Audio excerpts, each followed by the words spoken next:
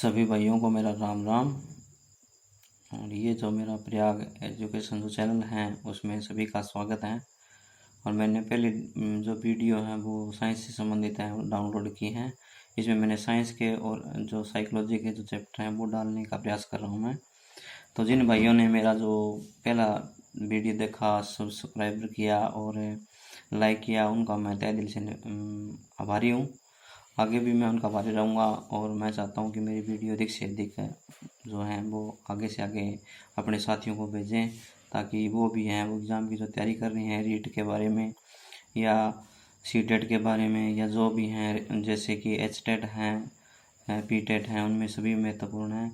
तो मैं ये तो दोनों चैप्टर जो एक तो साइंस के और एक ये साइकोलॉजी के, ये मैं इस पर चढ़ाता रहूँगा और आपका सहयोग मेरे को मिलता रहे।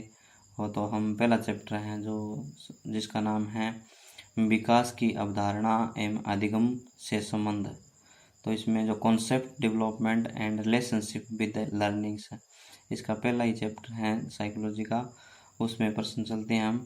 तो पहला जो क्वेश्चन है वो दिया है कि मिश्रित आयु वर्ग वाले विद्यार्थियों की कक्षा से व्यवहार रखने वाले शिक्षक के लिए देश का ज्ञान सर्वाधिक महत्वपूर्ण है। तो किसका ज्ञान है? विकासात्मक अवस्थाओं का।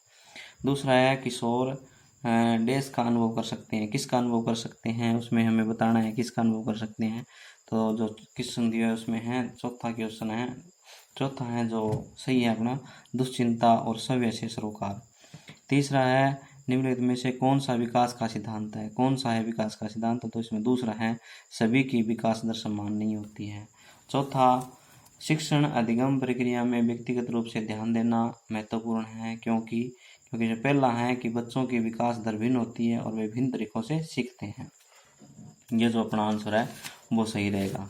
उसके बाद में जो आगे जो है वो है पाँचवें में हम चलेंगे। तो उसमें क्या दिया हुआ है पाँचवें में देखते हैं। तो इसमें पाँचवा दिया हुआ है कि हिंदी के अक्षरों को बालक किस आयु में पहचानने लगते हैं? तो किस आयु में पहचानने? 4 वर्ष की आयु में पहचानने लगते हैं। छठा है गर्भ में बालक को विकसित होने में कितने दिन लगते हैं? तो इसमें 280 दिन लगते हैं। दूसरा आंसर सही है। और सातवां है नवजात शिशु का भार होता है, कितना भार होता है? 8 पाउंड होता है। तो इसके बाद में तीसरा है जो आंसर हमारा सही है उसके 8वां है विद्यालय पूर्व अवधि की आयु क्या है? तो क्या है विद्यालय पूर्व अवधि? 1 से 3 वर्ष है। 9वां है किशोरावस्था होती है, क्या होती है किशोरावस्था? यानी 13 से 18 वर्ष है वो किशोरावस्था होती है। और 10वां है एक 5वीं कक्षा के छात्र की कक्षा रूटीन में होना चाहिए। किस में होना चाहिए? वो है प्रत्येक 45 मिनट के 5 पीरियड हो उसके लिए। तो उसके बाद में है 11वां है प्राथमिक स्तर पर एक शिक्षक में निम्न में से किसे महत्वपूर्ण विशेषता मानना चाहिए? तो यानी प्राथमिक स्तर पर एक शिक्षक में निम्न में से किसे सबसे महत्वपूर्ण विशेषता मानना चाहिए? धैर्य और दृढ़ता होनी चाहिए, वो ही है। तो उसके बाद में है 12वां निम्न में से कौन सा विद्यार्थियों में सृजनात्मकता का पोषण करता है? तो कौन करता है? प्रत्येक विद्यार्थियों की अंतर्जातीय प्रतिभाओं का पोषण करना एवं प्रश्न करने के अवसर उपलब्ध करवाना। उसके बाद में 13वां है बच्चों के संज्ञानात्मक विकास को सबसे अच्छे तरीके से कहाँ परिभाषित किया जा सकता है? तो वो विद्यालय में हम क्या है परिभाषित कर सकते हैं। और 14वां है निम्न में से कौन पियाजे के अनुसार बौद्धिक विकास का निर्धारण तत्व नहीं है? तो इसमें है सामाजिक जो संचरण है वो क्या है बौद्धिक विकास का निर्धारण तत्व नहीं है। 15वां जो है वो है कि बालकों की सोच अमूर्तता की अपेक्षा मूर्त अनुभवों एवं प्रत्यक्षों से होती है, ये अवस्था है कौन सी है? 7 से 12 वर्ष तक है ये। 16वां है विकास के संदर्भ में निम्न में से कौन सा कथन है वो सत्य नहीं है? तो इसमें विकास उकसाने बढ़ावा देने से नहीं होता है। उसके बाद में जो अगर 17वां जो आंसर क्वेश्चन है वो है 17वां क्वेश्चन पढ़ेंगे इसके बाद में। तो इसके बाद 17वां जो है देखते हैं कौन सा है।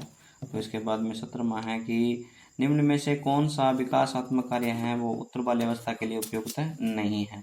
तो कौन सा है? वो है प्रोत्साहित एवं क्षत्रियोचित सामाजिक भूमिकाओं को प्राप्त करना।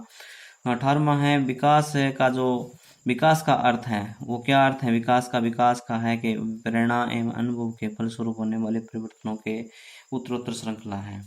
19वां है खिलौनों की आयु कहा जाता है, किसको कहा जाता है? इसमें है कि पूर्व बाल्यावस्था को खिलौनों की आयु कहा जाता है। 20वां है निम्न में से कौन सी पूर्व बाल्यावस्था की विशेषता नहीं है? पूर्व बाल्यावस्था की वो खेलने की अवस्था है, वो पूर्व बाल्यावस्था नहीं है। 21वां है उत्तर वाली अवस्था में बालक भौतिक वस्तुओं के किस आवश्यक तत्व पर परिवर्तन समझने लगते हैं। तो ये है चौथा द्रव्यमान, संख्या और क्षेत्रफल। 22वां है विकास, बाल विकास का क्या अर्थ है। बाल विकास का अर्थ क्या है ये बताना हमें। तो बाल विकास का सर्वांगीण विकास ये क्या है, बाल विकास का अर्थ है। 23 में है शेष अवस्था में बालक का भार बालिका से कितना होता है, अधिक होता है बालिका से। तो 24वां जो है वो है कि बाल्यावस्था में शिक्षा का स्वरूप निश्चित करते समय निम्न में से किन बातों का ध्यान रखना चाहिए। किन बातों का ध्यान रखना चाहिए। बालकों की भाषा के ज्ञान पर बल दिया जाना चाहिए, सही है। उनकी पुस्तकों की विषय सामग्री में रोचकता और विभिन्नता होनी चाहिए। विद्यालय के विभिन्न प्रकार के रचनात्मक कार्यों की व्यवस्था होनी चाहिए। उपरोक्त सभी, तो ये आंसर है उपरोक्त सभी। 25वां है कि बाल मनोविज्ञानी की व्यवहारिक उपाध्यता है, क्या है उसमें। पहला है समुचित निर्देशन के लिए व्यवहारिक उपाय बता सकता है। 26वां शेष अवस्था के दो सामान्य भय हैं, कौन से दो सामान्य भय। अप्रचिंतन चिंता और पृथ्वी चिंता जो होती है वो है। उसके बाद में अगले जो 27 में पढ़ते हैं आंसर, जो 27वां है उसके पढ़ते हैं क्या बताया गया है। तो इसमें है कि बालकों में सर्वप्रथम किस चिंतन का विकास प्रारंभ होता है। तो किस चिंतन का प्रारंभ होता है ये बताना है हमें। तो इसमें है कल्पनात्मक चिंतन का या प्रत्यात्मक चिंतन का या प्रत्यक्षात्मक चिंतन का, ये बताना है हमें। तो इसमें है जो बताया हुआ है जो प्रत्यक्षात्मक चिंतन का है। 28वां किशोरावस्था को जीवन का सबसे कठिन काल कहा जाता है, क्योंकि इसमें क्या है, शारीरिक परिवर्तन होते हैं। 29वां है बाल विकास के में अध्ययन किया जाता है, किसका किया जाता है बाल विकास में, गर्भकालीन अवस्था से परिपक्वावस्था तक का जो है वो अध्ययन किया जाता है। 30वां उसके बाद में है निम्न में से किसने शेष अवस्था को सीखने का आदर्श काल माना है। सीखने का आदर्श काल यानी वैलेंटाइन ने माना है।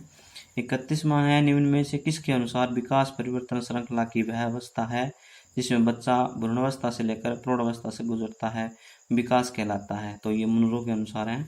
और उसके बाद 32वां है निम्न में से किस अवस्था में बच्चे अपने संवेशक समूहों के सक्रिय सदस्य हो जाते हैं। तो किशोर अवस्था के। 33वां है किस कक्षाओं में शिक्षण की खेल विधि आधारित है। तो इसमें है तीसरा विकास एवं वृद्धि के मनोवैज्ञानिक सिद्धांत पर। और 34वां है मैं कौन हूँ, क्या हूँ, मैं भी कुछ हूँ आदि ऐसी प्रबल भावनाएं हैं वो विकास की किस अवस्था की ओर इंगित करती है। तो वो है किशोरावस्था की ओर। उसके बाद में 35वां इरफान खिलौनों को तोड़ता है, उसके पुर्जों को देखने के लिए अलग कर देता है, क्या आप करेंगे उसमें। उसके जिज्ञासा स्वभाव को प्रोत्साहित करेंगे और उसकी ऊर्जा को सही दिशा में संचारित करेंगे। 36वां है कौन सा कथन सर्वाधिक उपयुक्त है। कौन सा कथन सर्वाधिक उपयुक्त है। किशोरावस्था झंझावतों की आयु होते हुए भी रचनात्मक विकास की अवस्था है, ये सर्वाधिक उपयुक्त है। उसके बाद में 37वां है कोई बालक जैसे जैसे बड़ा होता है उसमें क्या है रुचि संबंधी विकास प्रवृत्तियां विकसित होती रहती हैं। तो इसमें जो पहला दिया है वो है अनेक रूप से, दूसरा निश्चित रूप से, गुणात्मक रूप से, इसमें से कोई नहीं। तो निश्चित रूप से है वो आंसर है, वो बिल्कुल सही है। उसके बाद में हम 38वां जो क्वेश्चन है वो पढ़ेंगे। 38वें में क्या दिया हुआ देखते हैं इसके अंदर। 38वां तो ये है 38वां क्वेश्चन। विकास का तात्पर्य है। विकास का क्या तात्पर्य है। विकास का तात्पर्य बताना है हमें। विकास का तात्पर्य वह प्रक्रिया जिसमें बालक परिपक्वता की ओर बढ़ता है। 39वां 6 से 10 वर्ष की अवस्था में बालक रुचि लेना प्रारंभ करते हैं, किसमें, वो विद्यालय में रुचि लेना प्रारंभ कर देते हैं। 40वां है प्राथमिक विद्यालयों के बालकों के लिए निम्नलिखित में किसे बेहतर मानते हैं। तो वीडियो अनुरूपण करना, प्रदर्शन, सव्य के द्वारा किया गया अनुभव। तो ये जो आंसर है सव्य के द्वारा किया गया अनुभव है, ये आंसर सही है। तो उसके बाद 41वां यौवन की आयु कहते हैं, किसको कहते हैं, पूर्ण किशोरावस्था को या किशोरावस्था को, बाल्यावस्था को, ये सभी। तो इसमें पूर्ण किशोरावस्था को आ गया, यौवन की आयु कहते हैं।